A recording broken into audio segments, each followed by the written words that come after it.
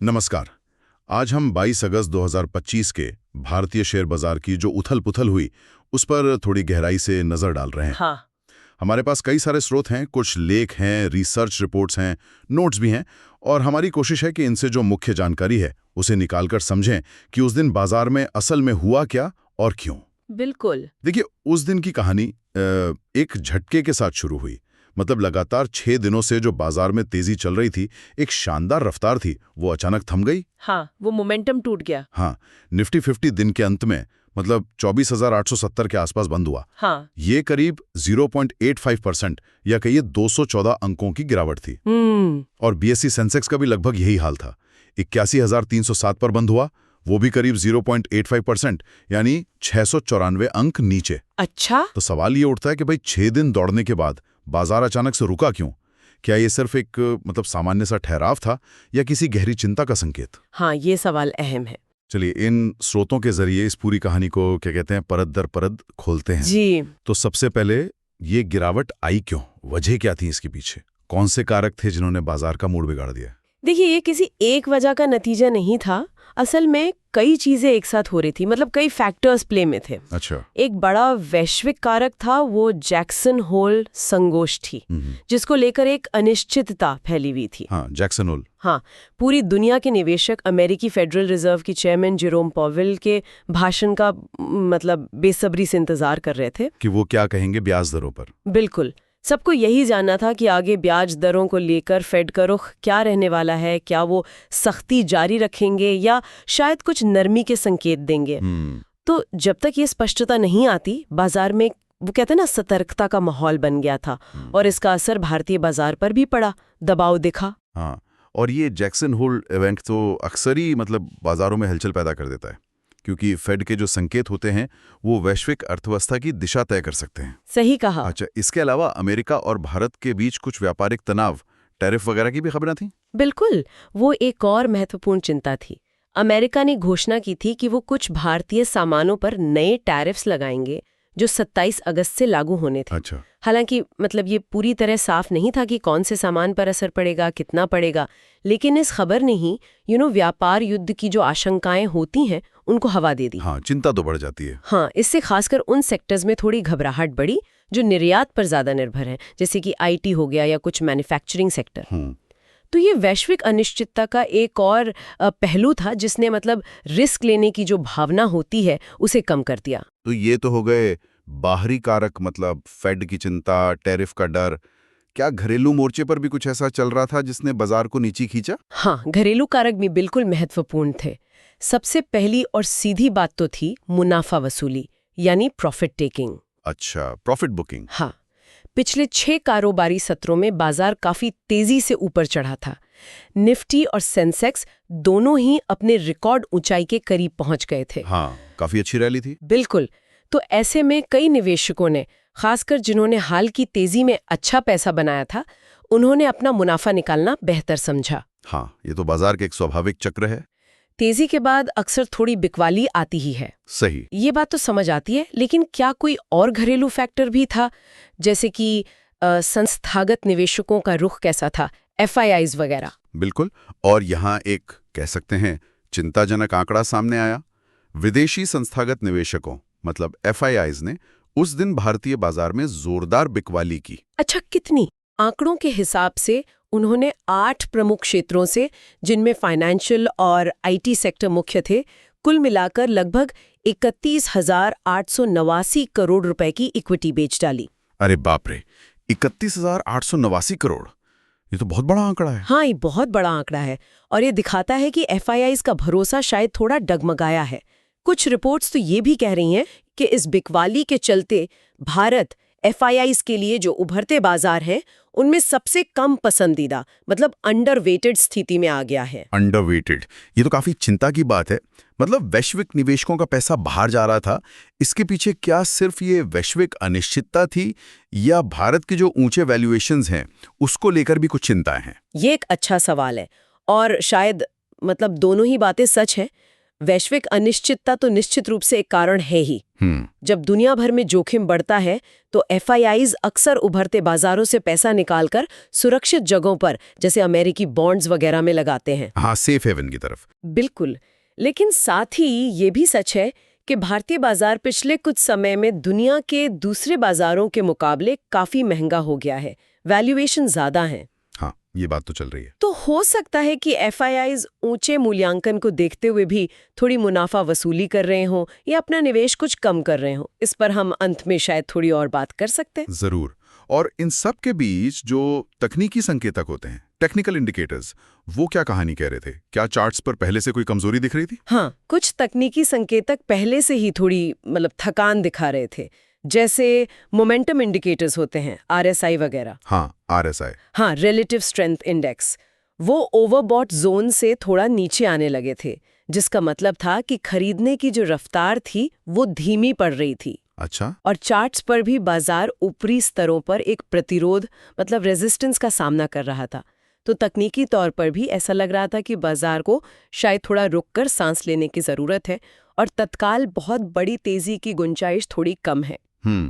तो हमने देखा कि भाई वैश्विक चिंताएं थीं, टैरिफ का डर था, घरेलू मुनाफा वसूली हुई, FIIs ने भारी बिकवाली की और कुछ तकनीकी संकेत भी थे। इन सब ने मिलकर बाजार पर दबाव बनाया। जी। अब सवाल ये उठता है कि इस दबाव का असर कहां-कहां और कितना गहरा पड़ा? मतलब किन क्षेत्रों ने सबसे ज्यादा मार झेली? और क्या कोई ऐसा भी था जो इस गिरावट में भी मजबूती से खड़ा रहा? यहां बात थोड़ी दिलचस्प हो जाती है। देखिए, गिरावट काफी फैली हुई थी। बाजार के ज्यादातर हिस्सों में बिकवाली का असर दिखा। अच्छा। जैसा कि वो FII बिकवाली के आंकड़ों से भी अंदाजा लग रहा था। सबसे ज्यादा असर IT और वित्तीय यानी फाइनेंशियल सेक्टर्स पर पड़ा। हाँ, जहां FIIs का पैसा ज्यादा लगा होता है अक्सर। बिल्कुल। IT शेयरों में औसतन 0.6% की गिरावट आई, जो शायद वैश्विक अनिश्चितता और टैरिफ की चिंताओं को दर्शाती है। वहीं फाइनेंशियल शेयरों में गिरावट थोड़ी ज्यादा थी, लगभग 0.9% की। ये शायद FII बिकवाली का सीधा असर था, क्योंकि जैसा आपने कहा वो अक्सर बैंकिंग और फाइनेंस शेयरों में भारी निवेश करते हैं। हाँ, और ये दोनों सेक्टर तो निफ्टी और सेंसेक्स में वजन भी काफी रखते हैं, तो इनकी गिरावट का असर तो पूरे बाजार पे दिखना लाजमी है। इनके अलावा और कौन से सेक्टर थे जो कमजोर रहे? इनके अलावा FMCG सेक्टर, जिसे आमतौर पर थोड़ा सुरक्षित माना जाता है, उसमें भी गिरावट थी। अच्छा, FMCG भी? हाँ, बैंक निफ्टी भी नीचे था।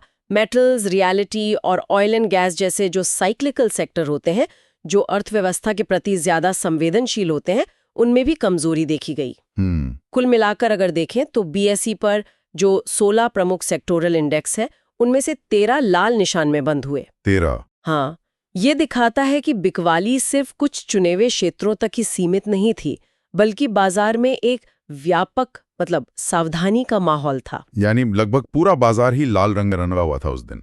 क्या कोई अपवाद भी था? कोई ऐसा सेक्टर जिसने इस मुश्किल माहौल में भी पॉजिटिव रिटर्न दिया हो? हाँ, 2 सेक्टर ऐसे थे जो थोड़े विपरीत दिशा में चले।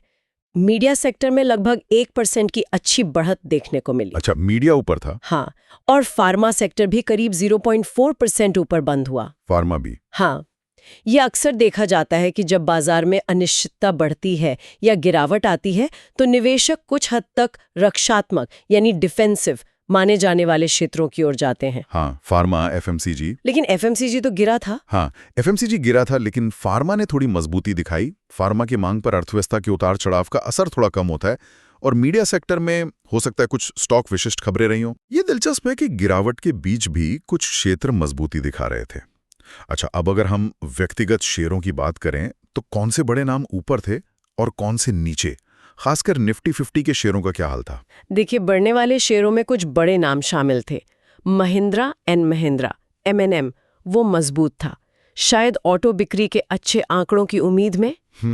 भारत इलेक्ट्रॉनिक्स BEL जो डिफेंस सेक्टर से है, उसमें भी तेजी थी। मारुति सुजुकी, भारतीय एयरटेल और टाइटन कंपनी जैसे शेयर भी हरे निशान में बंद हुए। अच्छा, टाइटन भी? हाँ, तो ये दिखाता है कि गिरावट के बावजूद कुछ चुनिंदा क्वालिटी शेयरों में खरीदारी का रुझान बना हुआ था। और गिरने वाले शेयरों में कौन से प्रमुख नाम थे? गिरने वाले शेयरों की लिस्ट थोड़ी लंबी थी। एशियन पेंट्स एक बड़ा लूजर था, उसमें लगभग 2.44% की गिरावट आई। 2.5% के करीब। हाँ, ये शेयर पिछले कुछ समय से वैसे भी दबाव में है और अपने 52 हफ्ते के उच्चतम स्तर से काफी नीचे आ गया है। शायद बढ़ती प्रतिस्पर्धा और मार्जिन की चिंताएं हैं। इसके अलावा ग्रासिम इंडस्ट्रीज, अडानी एंटरप्राइज और हीरो मोटोकॉर्प में भी करीब 2% की गिरावट थी। हीरो मोटो भी? हाँ, सीमेंट सेक्टर से अल्ट्राटेक सीमेंट भी गिरा और एफएमसीजी के जो दिग्गज हैं आईटीसी लिमिटेड, उसमें लगभग 1.84% और नेस्ले इंडिया में करीब 1.45% की गिरावट दर्ज हुई। ओह, आईटीसी, नेस्ले, एशियन पेंट्स, ये सब तो मतलब निवेशकों के पसंदीदा बड़े स्टेबल शेयर माने जाते हैं। इनमें इतनी गिरावट? हाँ, इन बड़े और स्थापित नामों में गिरावट निश्चित रूप से निवेशकों की चिंता को थोड़ा बढ़ा सकती है। सही कहा। क्या किसी छोटे या मिड कैप शेयर में कोई खास खबर थी, पॉजिटिव या नेगेटिव? हाँ, एक सकारात्मक खबर थी, Texmaco rail and engineering. Texmaco rail, हाँ, सुना है। कंपनी ने घोषणा की कि उसे लगभग 1 बिलियन रुपए यानी 100 करोड़ रुपए का एक बड़ा ऑर्डर मिला है। अच्छा। कंपनी विशिष्ट अच्छी खबरें बाजार के सामान्य रुझान को भी मात दे सकती हैं। बिल्कुल। चलिए अब जरा तकनीकी पहलू पर, टेक्निकल एनालिसिस पर थोड़ी गहराई से नजर डालते हैं। बाजार गिरा तो सही, लेकिन कहां रुका? विश्लेषक आगे के लिए क्या संकेत देख रहे हैं? सपोर्ट और रेजिस्टेंस के महत्वपूर्ण स्तर कौन से हैं? देखिए, तकनीकी दृष्टिकोण से सबसे महत्वपूर्ण बात शायद ये है कि गिरावट के बावजूद निफ्टी ने एक बहुत अहम सपोर्ट स्तर को तोड़ा नहीं। अच्छा, कौन सा लेवल? ज्यादातर तकनीकी विश्लेषक 24,800 के स्तर को निफ्टी के लिए एक महत्वपूर्ण मतलब तत्काल सपोर्ट मान रहे थे और बाजार लगभग वहीं आकर बंद हुआ। ओके, 24,800। हाँ, एलकेपी सिक्योरिटीज जैसे ब्रोकरेज हाउस का मानना है कि जब तक इंडेक्स इस 24,800 के स्तर से ऊपर बना रहता है, तब तक तेजी का जो रुझान है वो बरकरार रह सकता है और ये वापस 25,000 और फिर 25,250 के स्तर तक भी जा सकता है। तो 24,800 का लेवल एक तरह की लक्ष्मण रेखा जैसा है फिलहाल। बिल्कुल। दूसरे विश्लेषकों की क्या राय है? क्या वो भी इन्हीं स्तरों पर ध्यान दे रहे हैं? हाँ, मोटे तौर पर सहमति इसी जोन के आसपास ही दिख रही है। चॉइस इक्विटी ब्रोकिंग और एंजल वन जैसे जो दूसरे ब्रोकरेज हाउसेज हैं, वो भी तत्काल सपोर्ट 24,850 से 24,700 के दायरे में देख रहे हैं। अच्छा, मतलब 24,700 से 24,850 का जोन। हाँ, तो कुल मिलाकर ये 24,700 से 24,800 का जो 100 पॉइंट का जोन है, ये बहुत महत्वपूर्ण है। अगर बाजार इसके नीचे फिसलता है तो गिरावट बढ़ सकती है। और ऊपर की तरफ रेजिस्टेंस कहाँ है? ऊपर की ओर पहला जो मनोवैज्ञानिक स्तर है वो 25,000 का है। हाँ, राउंड नंबर। बिल्कुल। और उसके बाद 25,150 और फिर 25,250 से 25,300 के आसपास अगला रेजिस्टेंस जोन देखा जा रहा है। ठीक है। और बाजार ने उस दिन जो कैंडलस्टिक पैटर्न बनाया, उसके बारे में क्या कहेंगे? आपने पहले हैमर पैटर्न का जिक्र किया था, क्या वो बना? हाँ, ये दिलचस्प बात है। दिन के अंत में निफ्टी ने डेली चार्ट पर एक हैमर जैसा पैटर्न बनाया। अच्छा, हैमर पैटर्न। हाँ, हैमर पैटर्न तब बनता है जब दिन के दौरान कीमत काफी नीचे गिरती है, एक लंबी निचली पूंछ या शैडो बनती है, लेकिन सत्र के अंत तक खरीदार हावी हो जाते हैं और कीमत को वापस ऊपर ले आते हैं, जिससे जो बॉडी होती है कैंडल की वो छोटी रह जाती है। ये पैटर्न अक्सर जब गिरावट के बाद बनता है तो एक संभावित बॉटम या सपोर्ट का संकेत देता है। ये दिखाता है कि भाई निचले स्तरों पर खरीदारी का मजबूत समर्थन मिला, जिसने बाजार को और ज्यादा गिरने से रोक दिया। तो ये हैमर पैटर्न एक तरह से मतलब सकारात्मक संकेत माना जा सकता है, भले ही बाजार लाल निशान में बंद हुआ। बिल्कुल। ये दिखाता है कि बिकवाली का दबाव तो था, लेकिन खरीदार निचले स्तरों पर सक्रिय थे। इसे विश्लेषक बाजार में कंसोलिडेशन यानी एक ठहराव या मजबूतीकरण का दौर मान रहे हैं। कंसोलिडेशन। हाँ, साथ ही जो RSI जैसे मोमेंटम इंडिकेटर हैं, वो भी लगभग 50 के न्यूट्रल स्तर के आसपास है। मतलब ना तो वो अत्यधिक खरीदारी दिखा रहे हैं, न ही अत्यधिक बिकवाली। ये भी कंसोलिडेशन की ओर ही इशारा करता है कि बाजार शायद एक दिशा तय करने से पहले थोड़ा रुक रहा है, संभल रहा है। ये कंसोलिडेशन का दौर अहम है। अच्छा, अब डेरिवेटिव्स मार्केट का क्या हाल था? वायदा और विकल्प, FNO जिसे कहते हैं, वहां से क्या संकेत मिल रहे थे? खासकर ऑप्शन चेन क्या बता रही थी?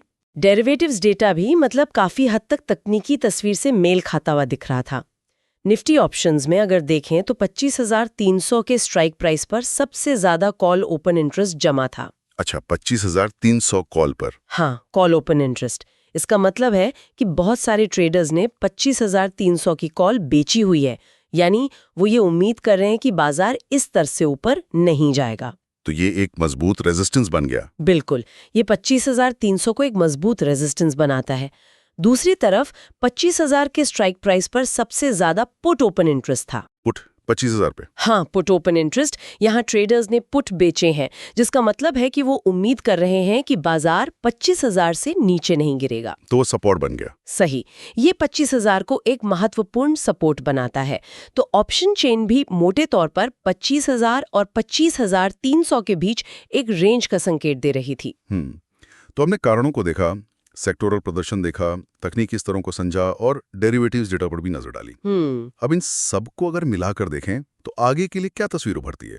क्या ये जो वैश्विक चिंताएं हैं ये बाजार पर हावी रहेंगी या फिर जो घरेलू मजबूती की बात हो रही है वो इसे संभाल लेगी? देखिए, यही सबसे बड़ा सवाल है इस वक्त, और इसका जवाब शायद मिली जुली तस्वीर ही है। मतलब छोटी अवधि में अगले कुछ दिनों या हफ्तों में बाजार में ये कंसोलिडेशन या एक सीमित दायरे का कारोबार जारी रह सकता है। निवेशक निश्चित रूप से जेरोम पावल के भाषण का इंतजार करेंगे ताकि ब्याज दरों पर कुछ स्पष्टता मिल सके। साथ ही वो जो 27 अगस्त को टैरिफ लागू होने हैं उसका वास्तविक प्रभाव क्या होता है उस पर भी नजरें रहेंगी। हाँ, ये दोनों इवेंट्स काफी महत्वपूर्ण है। बिल्कुल, ये दोनों वैश्विक कारक बाजार पर दबाव बनाए रख सकते हैं या कम से कम एक अनिश्चितता तो पैदा कर ही सकते हैं। लेकिन क्या घरेलू मोर्चे पर कुछ सकारात्मक बातें भी हैं जो बाजार को सहारा दे सकती हैं? आपने पहले पीएमआई का जिक्र किया था। बिल्कुल, और ये एक बहुत बहुत महत्वपूर्ण पहलू है जिसे हमें नजरअंदाज नहीं करना चाहिए। भारत की जो घरेलू अर्थव्यवस्था है वो काफी मजबूती दिखा रही है। अच्छा। हाँ, हाल ही में जो कॉम्पोजिट पीएमआई यानी परचेजिंग मैनेजर्स इंडेक्स का आंकड़ा आया वो अगस्त महीने के लिए 65.2 के रिकॉर्ड स्तर पर पहुंच गया। 65.2। ये तो बहुत स्ट्रांग है। हाँ, ये दिखाता है कि मैन्युफैक्चरिंग और खासकर सर्विसेज सेक्टर में जबरदस्त गतिविधि है। सर्विसेज पीएमआई तो अपने अब तक के उच्चतम स्तर पर था। कमाल है। तो ये जो मजबूत घरेलू आर्थिक वृद्धि है ये बाजार के लिए एक बड़ा सहारा है और ये वैश्विक नकारात्मकताओं के असर को कम करने में मदद कर सकती है। ये रिकॉर्ड पीएमआई आंकड़ा तो वाकई प्रभावशाली है। ये दिखाता है कि भाई भारतीय अर्थव्यवस्था में आंतरिक शक्ति तो है। हाँ, बिल्कुल। और इसके अलावा कुछ उम्मीदें इस बात को लेकर भी लगाई जा रही हैं कि शायद सरकार त्योहारी सीजन से पहले मांग को बढ़ाने के लिए जीएसटी या दूसरे अप्रत्यक्ष करों में कुछ राहत दे सकती है। अच्छा, ऐसी भी उम्मीदें हैं? हालांकि अभी सिर्फ अटकलें हैं, लेकिन ऐसी उम्मीदें भी कभी-कभी बाजार के सेंटिमेंट को थोड़ा सहारा दे देती हैं। तो कुल मिलाकर ये एक तरह से वैश्विक नकारात्मक दबावों और मजबूत घरेलू बुनियादी बातों के बीच एक खींचतान का मामला बन गया है। एक टग ऑफ वॉर जैसा। तो इस खींचतान के माहौल में निवेशकों और ट्रेडर्स को किन स्तरों पर खास ध्यान देना चाहिए, अगर संक्षेप में बताएं? जैसा हमने पहले भी चर्चा की, निफ्टी के लिए वो 24,700 से 24,800 का जोन बहुत अहम सपोर्ट है। जब तक बाजार इसके ऊपर टिका रहता है उम्मीद बनी रहेगी। और सेंसेक्स के लिए? सेंसेक्स के लिए ये स्तर लगभग 81,500 के आसपास आता है। अगर बाजार इन स्तरों के ऊपर बना रहता है तो हालिया तेजी का जो रुझान है वो तकनीकी रूप से बरकरार माना जा सकता है। ठीक है, और ऊपर की तरफ? ऊपर की ओर पहला पड़ाव 25,000 निफ्टी है और उसके बाद वो 25,250 से 25,300 का जोन निर्णायक रेजिस्टेंस का काम करेगा। ट्रेडर्स को इन स्तरों के आसपास थोड़ी सावधानी बरतनी होगी। लेकिन ये याद रखना जरूरी है कि एफआईआईज की लगातार बिकवाली, टैरिफ की अनिश्चितता और फेड की नीति पर कोई भी नकारात्मक खबर आती है तो वो बाजार की दिशा को तेजी से बदल सकती है। इन पर लगातार नजर रखनी होगी। यहाँ एक और बात ध्यान देने वाली है जिसका आपने पहले भी जिक्र किया था कि भाई शुक्रवार को बाजार गिरा जरूर, लेकिन अगर हम पूरे हफ्ते को देखें तो तस्वीर थोड़ी अलग है। हाँ, साप्ताहिक आधार का सेंसेक्स 709 अंक और निफ्टी 239 अंक की बढ़त के साथ बंद हुए थे। बिल्कुल सही। ये बहुत महत्वपूर्ण संदर्भ है। ये दिखाता है कि साप्ताहिक रुझान अभी भी सकारात्मक था। हाँ, ओवरऑल वीक पॉजिटिव था। हाँ, 6 दिनों की तेजी के बाद एक दिन की गिरावट आई, लेकिन उसने पूरे हफ्ते की जो कमाई थी उसको खत्म नहीं किया। और साथ ही जैसा हमने देखा, गिरावट के दिन भी बाजार ने अहम सपोर्ट स्तरों को निर्णायक रूप से तोड़ा नहीं और निचले स्तरों से कुछ रिकवरी भी दिखाई, वो हैमर पैटर्न के रूप में। ये सब मिलकर यही संकेत देता है कि बाजार वैश्विक दबावों का सामना करते हुए भी अपनी आंतरिक मजबूती को बनाए रखने की कोशिश कर रहा है। ये एक तरह के लचीलेपन, रेजिलियंस का संकेत है। रेजिलियंस। तो संक्षेप में अगर कहें तो 22 अगस्त भारतीय शेयर बाजार के लिए एक ठहराव का दिन था। हाँ, एक पॉज।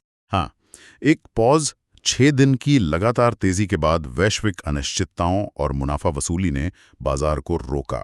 गिरावट काफी व्यापक थी, खासकर आईटी और फाइनेंस में, लेकिन बाजार अहम तकनीकी सपोर्ट स्तरों पर टिके रहने में कामयाब रहा। जी। आगे की दिशा अब इस बात पर निर्भर करेगी कि ये वैश्विक चिंताएं कितनी बढ़ती हैं, खासकर फेड चेयरमैन पावेल के भाषण से और अमेरिका भारत टैरिफ विवाद से क्या संकेत मिलते हैं। बिल्कुल। और वहीं दूसरी ओर भारत के जो मजबूत घरेलू आर्थिक संकेतक हैं, जैसे वो रिकॉर्ड पीएमआई आंकड़ा, वो एक बड़ा सकारात्मक पहलू है। ये बाजार को अंदरूनी ताकत और सहारा दे रहे हैं। हाँ, तो आने वाले दिनों में ये देखना बेहद दिलचस्प होगा कि वैश्विक हवाएं ज्यादा तेज चलती हैं या फिर ये घरेलू इंजन बाजार को आगे खींचता है। ये संतुलन ही बाजार की अगली चाल तय करेगा। और जाते जाते हमारे श्रोताओं के लिए सोचने के लिए एक सवाल छोड़ जाते हैं। हाँ, ये जो विदेशी संस्थागत निवेशकों FIIs ने भारी भरकम 31,889 करोड़ रुपए की बिकवाली की, क्या उसे सिर्फ जैक्सन होल या टैरिफ जैसी तात्कालिक वैश्विक अनिश्चितताओं की प्रतिक्रिया माना जाए? हो, अच्छा सवाल है। या फिर ये बिकवाली भारतीय बाजार के जो ऊंचे मूल्यांकन हैं, वैल्यूएशंस हैं, उस पर भी एक गंभीर सवाल खड़ा करती है? क्या FIIs को भारतीय शेयर अब महंगे लगने लगे हैं, जिसके कारण वो शायद लंबी अवधि के नजरिए से अपना निवेश कम कर रहे हैं? हाँ, ये सोचने वाली बात है। इस पहलू पर और गहराई से विचार करने की जरूरत है, क्योंकि ये बाजार की मध्यम से लंबी अवधि की दिशा के लिए महत्वपूर्ण हो सकता है।